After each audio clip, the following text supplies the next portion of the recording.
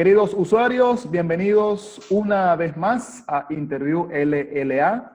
Hoy vamos a hablar de deportes. Sí, ¿qué relación tiene la matemática con el fútbol? Bueno, eso lo vamos a saber, lo vamos a ir desarrollando en esta entrevista y para ello tenemos a la profesora de Matemática y Computación del Liceo Los Andes, Angélica Gutiérrez Mellado. Ella también es jugadora del equipo de la Universidad de Concepción. ¿Cómo está, Angélica? ¿Cómo te ha ido?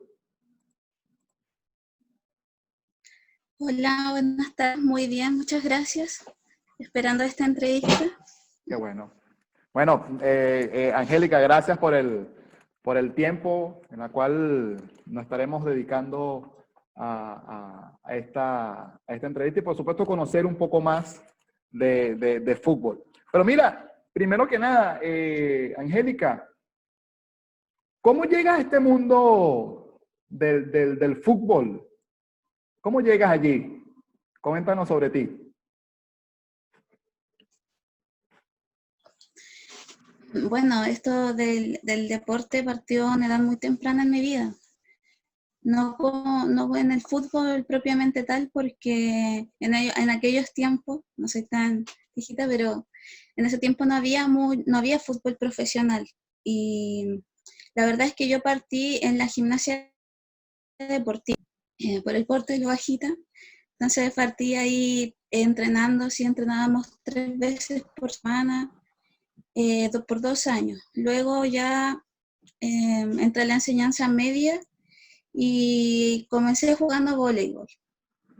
Estuve toda mi enseñanza jugando voleibol y luego ya en mi etapa universitaria es cuando pude entrar ya de lleno al tema del fútbol. Claro, siempre jugaba con amigos, con amigas en el barrio, pero no con un entrenamiento, digámoslo, de alguna forma medianamente profesional o profesional. Bueno, al entrar a la universidad, bueno, antes de eso igual jugaba en equipos amateurs, ya equipos de barrio, de comuna, que formaban las propias, muchas veces dueñas de casa, personas mayores que querían jugar del deporte, participar, y empecé jugando con ellas en ese tiempo. Luego ya entré a la universidad, conocí a gente más de la edad y pude empezar a competir en competencias ya regionales, campeonatos regionales que habían en esos tiempos. Mi primer club fue el Orcocra y tuvimos la oportunidad de participar de un torneo, como le digo. Luego el primer año fui llamada a la selección regional de fútbol y fuimos a competir en una ciudad, Antofagasta. Y esa fue mi primera experiencia, digámoslo, a nivel nacional. Y salimos campeonas. Fue un torneo súper largo porque los torneos, digamos, de ANFA o de barrio son todos los días. Uno juega un día, descansa, ¿cierto? Y al otro día está nuevamente jugando. Entonces es toda una semana que uno se dedica a competir y a estar en conjunto con sus compañeras ahí en un mismo territorio, digamos. Luego de eso ya, bueno, seguimos compitiendo en ese campeonato de barrio, o sea, de ANFA ya, y luego me compra el pase Colodir de Talcahuano. Y ahí comencé a jugar en ese club, luego ya también jugando otro tipo de torneos, de Canadela, de Andaba en ese tiempo, luego universitario, ¿cierto? El torneo de ADESUB, que es de universidades. Y luego ya más adelante, cuando nació hace 5 años ya el fútbol de la Universidad de Concepción, a nivel profesional, hicieron pruebas de jugadoras y fui, y desde ese momento que soy parte del plantel. Oye, o sea que llegas al fútbol ya, digamos, en la etapa universitaria. Es decir, que a pesar de haber venido jugando a nivel A nivel amateur, profesional, sí. ¿sí? Igual tenías esa experiencia, pues, esa experticia de que cuando llegas a la universidad se te presenta esta oportunidad de ser parte del equipo y logras quedar, ¿no? O sea, digámoslo así, no estaba en tu planificación jugar fútbol profesional. La verdad es que siempre esperando que se creara la rama femenina. No, no fuimos la primera rama femenina porque Fernández Vial tenía fútbol femenino y jugaba de, no sé, unos 5 años antes que se creara la Universidad de Concepción, pero no sé, por dedicarme a otro tipo de cosas, la verdad es que no, nunca intenté tomar contacto con el equipo. Siempre tuve ganas sí, de participar y todo. La verdad es que prioricé otras cosas en ese tiempo, pero siempre, la verdad que en el fondo de mi corazón quería que entrara a la universidad y poder en algún momento formar parte de ese plantel. Oye, Angélica, ¿y cómo ha sido esa experiencia con el equipo de la universidad? En un inicio igual fueron dos profesores de forma particular que impulsaron el proyecto. Tomaron contacto con los dirigentes y propusieron el tema de la rama femenina y fue igual con pocos recursos al principio. Y poco a poco, cada año se nos fueron sumando más ayudas y más apoyo desde la dirigencia. Okay. Al año, al actual, ya estamos de la Universidad de Concepción y contamos con todo su apoyo y los recursos para poder participar del torneo NFP de una forma, digamos, bastante profesional, entre comillas, entre lo que se puede decir del fútbol femenino. Oye, te quería comentar exactamente eso, Angélica, sobre el apoyo porque sabemos, y no es solamente en Chile, a nivel, digamos, suramericano, sabemos que el fútbol femenino no recibe tanto apoyo como el masculino. Eh, pero ese apoyo de patrocinantes, de auspiciadores, ¿cómo tú sientes que ha sido en este rango de tiempo que tienes en el fútbol femenino? ¿Cómo tú sientes que ha sido ese apoyo?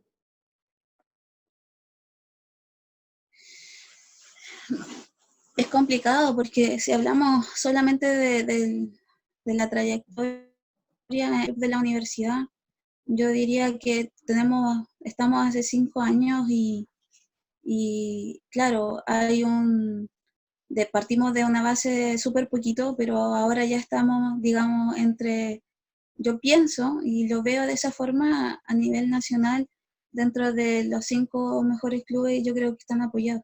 O sea, nosotros no recibimos aún sueldo como lo hacen algunos de los equipos de Santiago, pero sí contamos con todas las condiciones para desarrollar un entrenamiento con los profesionales a disposición.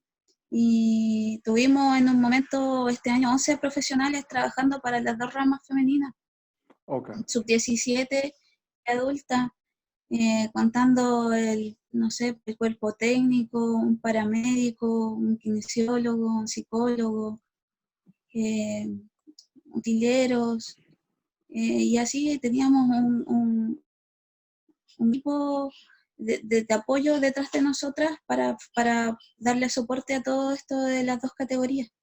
Lamentablemente con todo esto de la pandemia, ¿cierto? Y la situación nacional, tuvieron que reducir un poco el tema del cuerpo técnico y ahora estamos con 4 de los 11 que teníamos, pero bueno, esperemos que toda esta situación cambie y el próximo año volvamos a tener y a recuperar lo que nos habíamos ganado, siento yo, con derecho legítimo de lo que hemos logrado en los campeonatos nacionales. Yeah, okay. La verdad es que hace 3 años más o menos yo participé de la primera reunión de la ANJUB, que es como el sindicato de de futbolistas profesionales, Asociación Nacional de Jugadoras de Fútbol Nacional. Y la verdad es que las situaciones de los clubes eran súper precarias. Eran clubes que tenían las jugadoras que pagar para poder pertenecer, de costearse sus pasajes, para poder la indumentaria prestada en muchos casos, entrenar en canchas de tierra o de baby fútbol para un plantel completo. Pero desde ese año acá yo creo que las cosas han ido mejorando poco a poco. Oh, qué bueno. No digo que todos los clubes tengan las mismas, digamos, condiciones que las que tenemos nosotras, pero siento de alguna forma que ha ido mejorando. Qué bueno, bueno, qué bueno, qué bueno. Esperemos que poco a poco, honestamente, el fútbol femenino realmente pueda llegar aún más al nivel que tiene Sudamérica, ¿no? Y porque fíjate, hace un año fue el Mundial Femenino, donde participó Chile, y bueno, eso era una algarabía aquí en el país apoyando a las muchachas allá. Oye, Angélica, veo detrás de ti unas medallas. Vamos a salirnos del protocolo de la entrevista. Coméntanos esa medalla que tienes allá atrás. No, la verdad es que, bueno, son unas pequeñas medallas que tengo ahí, las otras están guardaditas, pero eh, sí, es como mantener un poco ahí el recuerdo de algunas de las cosas más importantes que he ido viviendo. La Okay. etapa universitaria ha sido una de las más bonitas y también, también viajamos a Colombia a jugar un sudamericano de Okay. futsal y también fue una bonita experiencia. No muy bonitos recuerdos en cuanto a los goles que nos hicieron, pero sí deportivamente fue una bonita experiencia y compartir con las mismas chicas que llevaba en la universidad y conocidas de la región también fue muy bonito. Qué bueno, qué bueno, qué Sí. bueno. Oye, A ver si me Angélica. enfoca un poquitito. Ah, ahí se ven. Ahí también veo un trofeo también. Sí, dale. Ok, Angélica, mira, con el tema de, bueno, como tú lo mencionaste, el de la pandemia que nos ha afectado a todos, eh, ¿cómo ha sido esa rutina? Esa rutina como profesora, como atleta, como jugadora, también como estudiante, porque estás haciendo un magíster, me comentaste, ¿no? ¿Cómo hacer? ¿Cómo hacer? ¿Cómo estás Sí. haciendo para estar activa en esas tres etapas?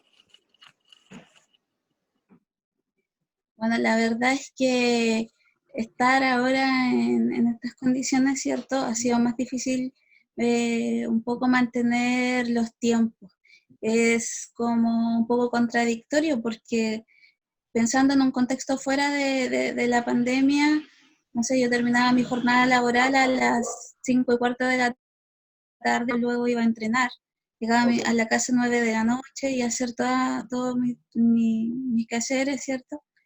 Luego dormir y el otro día una nueva jornada. Ok. Y ahora, aunque parezca un poco que uno piensa que tiene más tiempo y todo, porque estar en la casa, los horarios se acortan.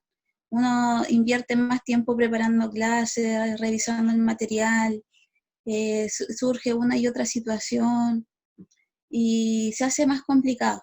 Pero con el club estamos entrenando 3 veces a la semana a las 6 de la tarde por Zoom, todo por Zoom.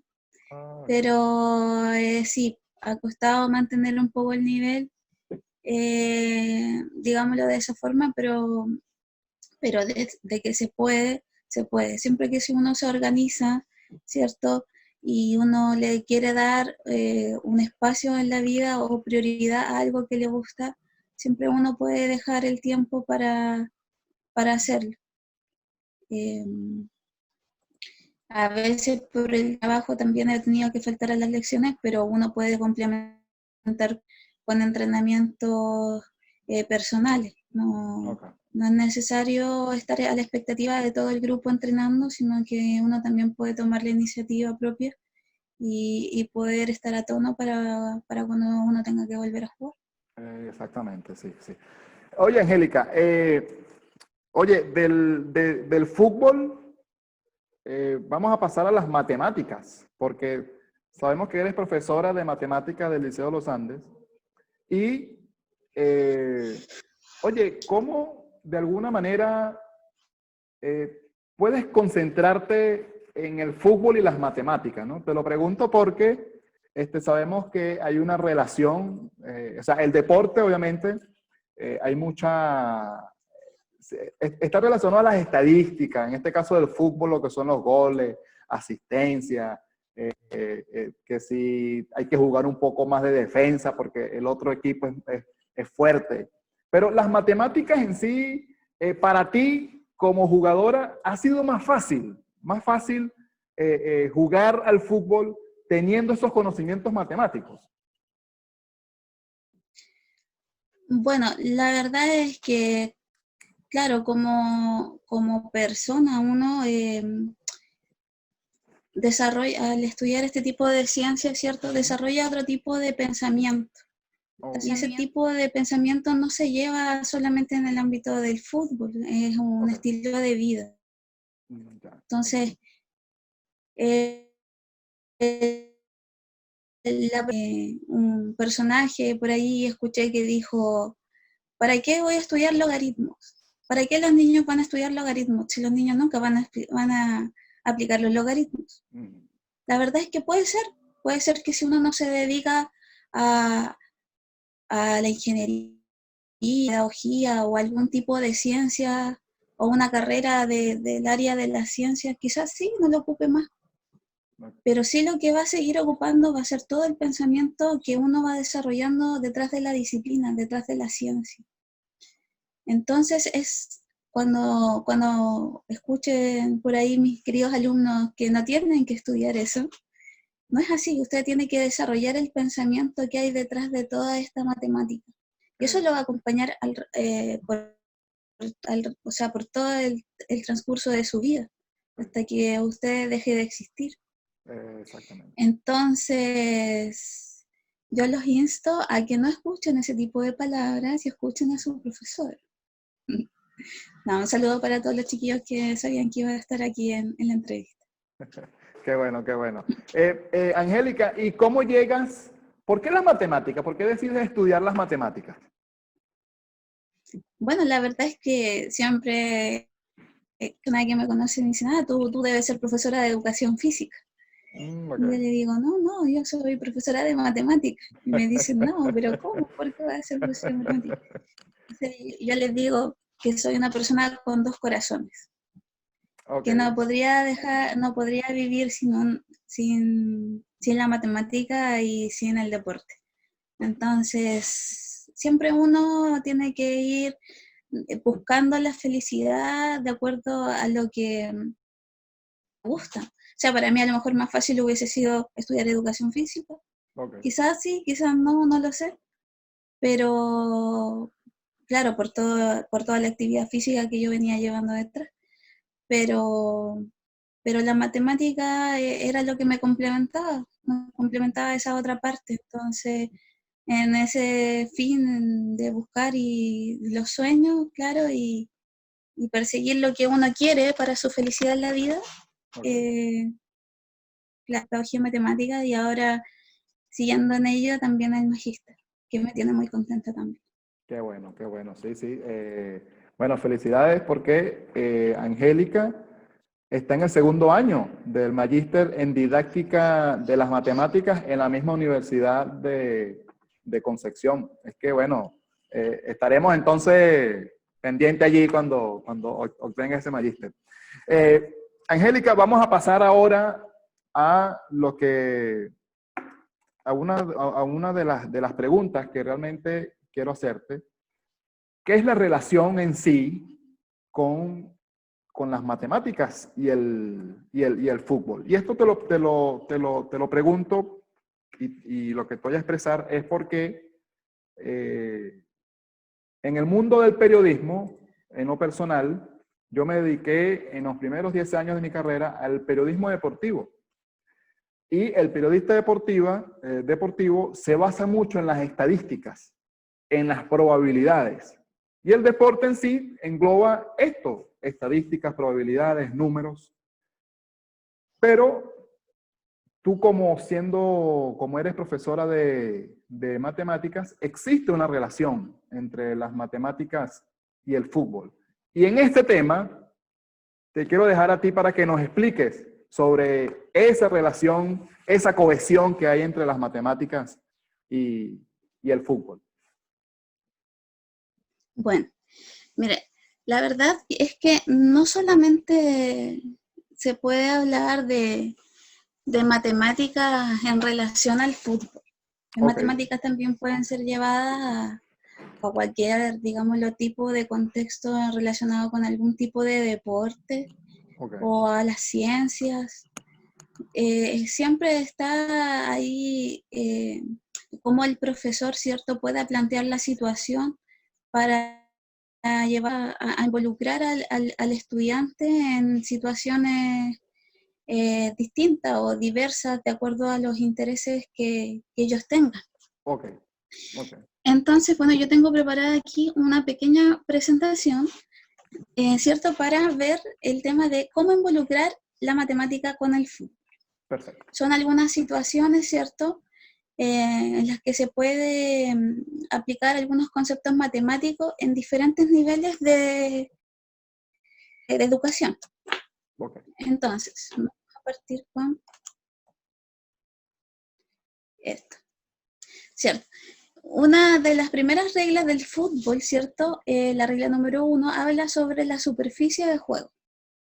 Entonces, aquí en la pantallita podemos ver una cancha de fútbol y algunos nombres que reciben, ¿cierto? Por ejemplo, la línea de cuando uno saca de banda, se llama línea de banda, o saque de, ¿cierto? Entonces, línea de banda y la línea donde se coloca el arco, donde se sacan los tiros de esquina, vamos a tener que se llama línea de meta. Con esos dos conceptos, más o menos, vamos a poder desarrollar los siguientes ejercicios, ¿cierto? O situaciones para involucrar al alumno. Vamos a esperar que pase aquí. Ahí. Entonces, tenemos geometría y aritmética sexto básico. Dice, por ejemplo, los chicos en sexto básico estamos viendo el tema de las fracciones. Entonces yo les puedo preguntar a los chicos, ¿cuántos semicírculos encontramos en un terreno de juego? Entonces yo simplemente mostrándole esa imagen que aparece ahí de una cancha, ¿cierto? Los chicos van a poder identificar cuántos semicírculos pueden encontrar en un terreno de juego. Luego yo les puedo preguntar, si representamos un semicírculo como la mitad de un entero, ¿con qué fracción la asociarías? Y luego para seguir avanzando, ¿cierto? En el nivel de complejidad le puedo preguntar, ¿representa la suma de todos los semicírculos que identificaste en el terreno de juego mediante una fracción? Claro, entonces ahí ya tengo involucrados ciertos aspectos, ciertos visuales de una cancha de fútbol y relacionados con el tema de las fracciones y de la geometría además. Son conceptos básicos, recordemos, para sexto, pero sí se puede involucrar a ese nivel y también se podrían quizá pensar en niveles menores, ¿cierto? De primer nivel, pero como yo tengo mi curso este año de sexto básico, me acordé de ellos y si se ve en la entrevista para que se acuerde. Bien. Luego, por ejemplo, le agregamos un simple enunciado que también está en la regla número 1, dice que la longitud de la línea de banda debe ser siempre superior a la longitud de la línea de meta. Entonces, la longitud de la línea de banda tiene que ser desde los 90 metros a los 120 metros. Esas son las dimensiones que puede tener. Y la línea de meta desde los 45 metros a los 90 metros. Entonces, para primero y segundo medio, podemos pensar en el siguiente problema, que es de un sistema de ecuaciones. Yo les digo que el perímetro de un terreno de juego es de 180 metros. Sabiendo que la longitud de la línea de meta es la mitad de la longitud de la línea de banda, ¿cuál es el área total del terreno de juego? Okay. Entonces ahí tenemos involucrado inmediatamente el concepto de área, ¿cierto? De una superficie, en este caso rectangular. Y para resolverlo, ¿cierto? Bueno, también puede ser una estrategia de tanteo, pero, y que cumpla las condiciones del problema, pero el mejor, en este nivel pues, tendrían que plantear un sistema de ecuaciones para poder resolver esa situación. Ok. Entonces, con este mismo enunciado, sin cambiarle nada, yo me voy al tercero medio de diferenciado, que este año no lo tenemos en el liceo, pero el próximo año sí lo vamos a tener. Dice, resolver de forma gráfica mediante GeoGebra un sistema de inecuaciones. Dice, considerando la regla número 1 del fútbol, que habla de las dimensiones del terreno de juego, sabemos que la longitud de la línea de banda debe ser mayor o igual que 90 metros y menor o igual que 120 metros. Sabemos que la longitud de línea de meta debe ser mayor o igual que 45 metros y menor o igual que 90 metros. Ahora, si se restringe el conjunto solución al conjunto de los números enteros, ¿qué incidencia tiene esto sobre el terreno de juego? Ahí, ¿cierto? Estamos desarrollando la habilidad de argumentación, de que los chicos puedan expresar la pregunta abierta para que los chicos no solamente respondan un número o un sí o un no. Exacto. Ok. Y en la pregunta B dice, indicar cuántas canchas distintas se podrían construir respetando la regla número 1 del fútbol. O sea, cuántas canchas de distintas dimensiones podríamos construir, ¿cierto? Respetando esa regla número 1. Y eso se puede hacer mediante, ¿cierto? De forma gráfica o también de forma algebraica, planteando un sistema de inecuaciones. Entonces ahí ya estamos en tercero medio. Ahora, pasamos a la estadística. Tengo una situación planteada aquí de estadística. Dice, al final de una temporada, un jugador de fútbol recibe ofertas de compra de 3 clubes. Para elegir su nuevo club, el jugador decide revisar el rendimiento del equipo, puntuación recibida considerando el desempeño del equipo en cada de la temporada. Se le presenta la información mediante los siguientes gráficos de caja y el jugador decide emigrar al equipo más regular en relación al rendimiento. La pregunta A dice, ¿cuál fue la decisión del futbolista? Y la B, fundamenta tu respuesta utilizando la información presentada en los gráficos. Por ejemplo, ahí tenemos, ¿cierto? Un gráfico de caja que representa el rendimiento del club 1, el rendimiento del club 2 y el rendimiento del club 3 durante una temporada. Entonces los chicos, analizando, ¿cierto?, la información que aparece acá en estos gráficos, tendrían que tomar una decisión y decir a cuál de los 3 clubes creen ellos que se fue el futbolista. Okay. En realidad aquí también se puede tomar desde varios puntos de vista. Lo importante es que el chico pueda relacionar los conceptos matemáticos y irlos a esta situación fundamentando su respuesta. Quizá muchas veces claro, hay una respuesta que es la óptima, ¿cierto? Pero siempre, si el niño o el adolescente ocupa, ¿cierto?, los recursos y el fundamento apropiado en relación al concepto matemático, ¿cierto? También se le da un puntaje y respecto de la argumentación y de los conceptos que hay detrás. Quizás no tome la decisión más correcta porque falló en de los pasos, pero sí fundamenta desde alguno de los puntos y también se le agrega, tiene un valor agregado. Por eso yo les digo a los chiquillos que nunca me dejen una pregunta en blanco. Nunca me dejen una pregunta en blanco porque todo lo que ellos puedan fundamentar en relación al concepto o a la situación, utilizando, ¿cierto?, las nociones, tiene puntaje para mí. Entonces, esa era mi pequeña presentación para hablar sobre las matemáticas. Perfecto, ¿no? Excelente, excelente. Siempre, ese último punto que dijiste allí, siempre es bueno que el alumno busque hacer el análisis que pudo hacer, lo plasme. De alguna manera para que ustedes los profesores puedan saber que si hay alguna dificultad, bueno, en qué podemos ayudar en ese caso. Oye, excelente, Angélica, me dejaste boquiabierto. Muy buena la manera de involucrar la matemática con el fútbol. Y así también se puede hacer, imagino que con otros deportes. Bueno, creo que lo dijiste al inicio. Angélica, ¿qué recomendación nos puedes dar en estos momentos de pandemia donde hay, digamos, muchas dudas, ansiedad, preocupación? Pero obviamente que las matemáticas es una de las asignaturas, una de las materias que es importante. Pues. Tú nos decías al principio que si el alumno escucha, bueno, sí, ¿para qué voy a estudiar algoritmos? Si eso no, yo no voy a desarrollar eso. Yo no voy a estudiar eso. No me voy a especializar en eso. Pero tú misma lo dijiste.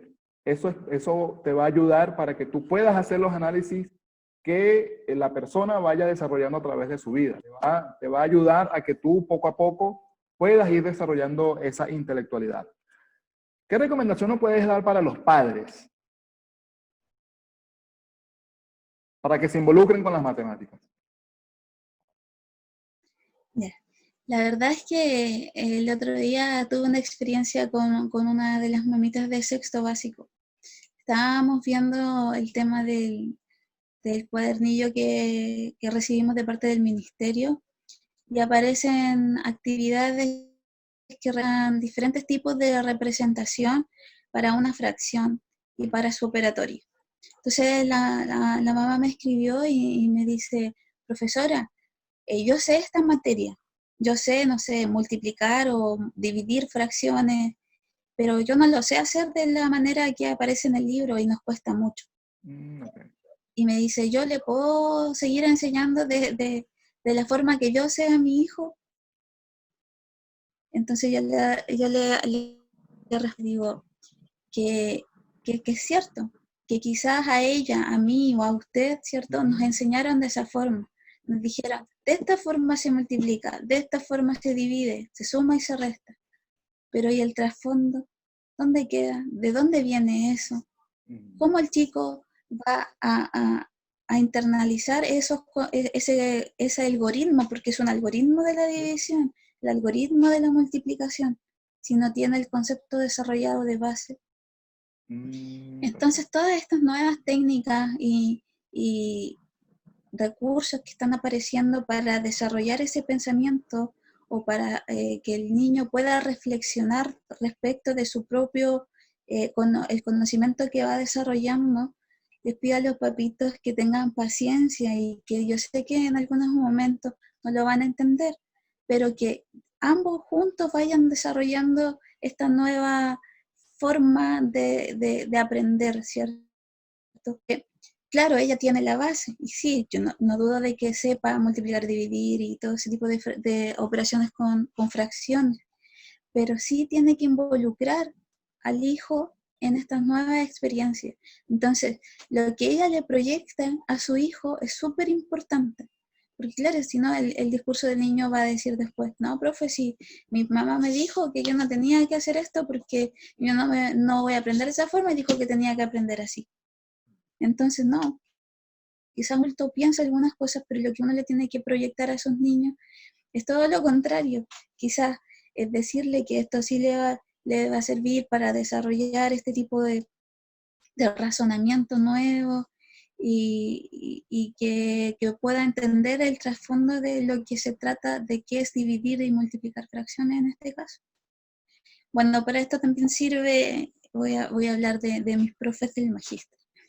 Okay. Sirven estos nuevos, ¿cierto?, referentes teóricos para poder apoyar el conocimiento y el desarrollo de los aprendizajes en los chicos.